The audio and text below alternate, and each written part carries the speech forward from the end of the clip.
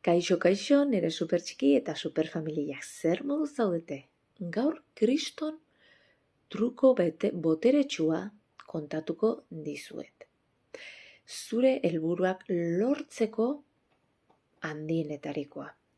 Demagun, kurtsoa aprobatu nahi dezula, baina kriston esfortzua dela zuretzat, arreta mantentzea klasean, ikastea, eta bar. Baina ze lortu behar dezu? Hori guztia izatea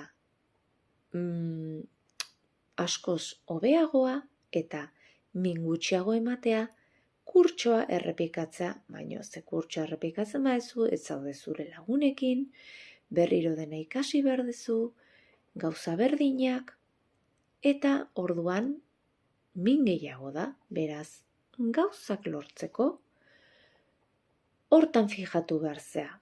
Min gehiago izatea orain zauden egoera, eta merezi duela esfortzua aldaketa horri lortzeko.